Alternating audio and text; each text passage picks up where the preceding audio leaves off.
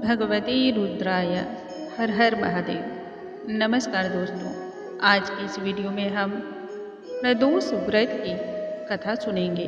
वैसे तो भगवान भोलेनाथ के निमित्त किया जाने वाला प्रदोष का व्रत जो भी भक्त करते हैं उन सभी के लिए यह व्रत और इसकी कथा दोनों ही अनिवार्य होती है, परंतु बहुत सारे ऐसे भक्त हैं जो किसी भी कारणवश प्रदोष का व्रत नहीं कर पाए हों या अभी तक वो नहीं करते हों, उन सभी को इस कथा का श्रवण तो अनिवार्य रूप से करना चाहिए।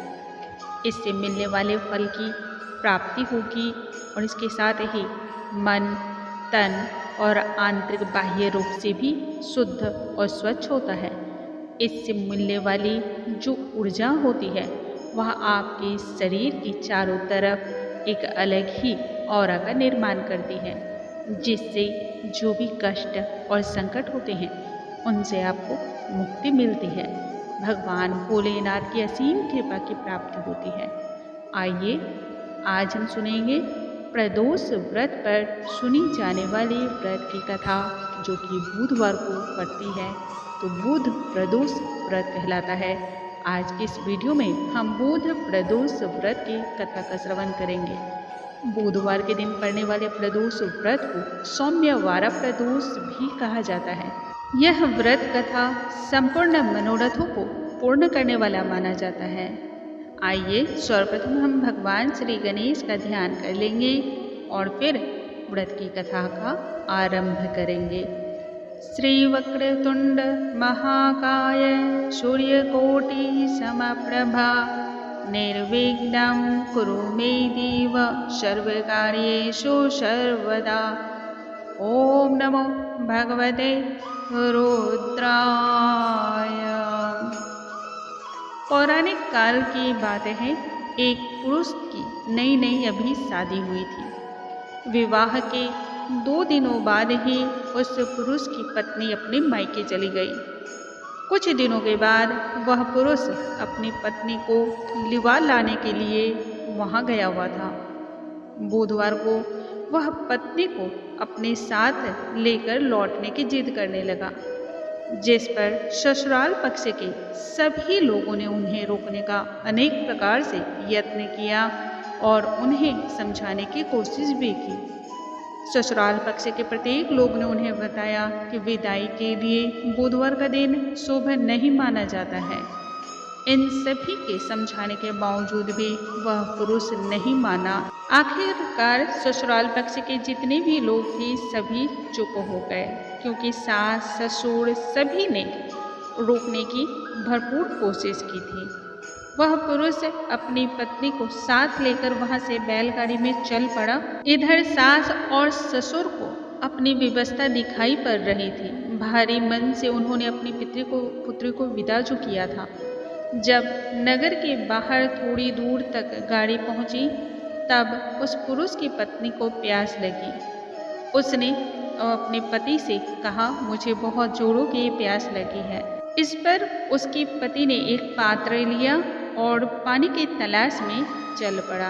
तब तक पत्नी सुस्ताने के लिए नज़दीक ही एक वृक्ष के नीचे बैठ गई। थोड़ी देर बाद जब वह पानी लेकर लौटा, तब उसने देखा कि उसकी पत्नी किसी अन्य पुरुषों के साथ हंस हंस कर बातें कर रही है और उसके लोटे से वह पानी भी पी रही है। यह देखते ही उस पुरुष को अत्यधिक क्रोध हो आया और क्रोध से भर उठने के दौरान वह आंखें लाल पीली करता हुआ निकट जा पहुंचा। जब निकट पहुंचा तो उसके आश्चर्य का ठिकाना ही न रहा। उसकी आंखें फटी की फटी रह गई, क्योंकि उस आदमी की सूरत बिल्कुल उसकी तरह ही थी। पत्नी भी सोच में पड़ गई और दोनों पुरुष इस प्रकार से झगड़ने लगे।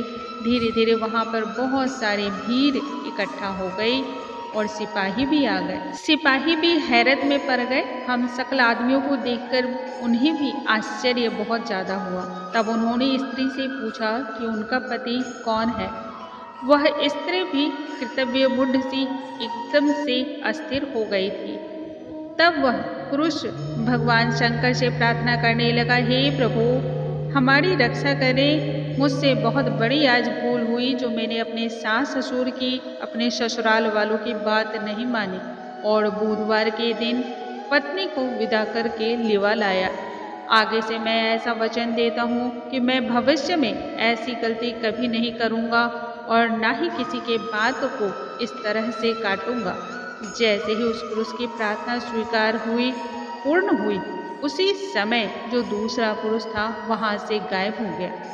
तब उन्होंने एक साथ मिलकर भगवान शिव को प्रणाम किया और इस प्रकार से पति पत्नी सकुशल अपने घर जा पहुँचे।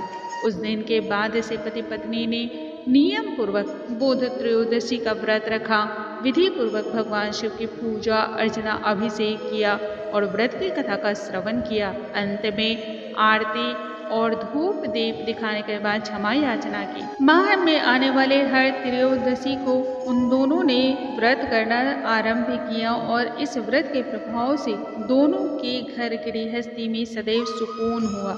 महादेव की कृपा से इस जन्म में उसे सभी सुखों की प्राप्ति हुई और मृत्यु के बाद भी उसे संपूर्ण सुख की प्राप्ति हुई। दोस्तों, इस प्रकार से हमें व्रत की कथा का श्रवण करना चाहिए। व्रत की कथा संपन्न होने के बाद हमें भगवान भोलेनाथ का जयकारा लगाना चाहिए। बोलो भगवान भोलेनाथ की जय। हे शिव शंभू आपकी जय हो। हे उमा महेश्वर आपकी जय जयकार हो। दोस्तों, अगले वीडियो में हम एक नई जानकारी के साथ फिर से मिलेंगे। तब तक के लिए नमस्कार दोस्तों।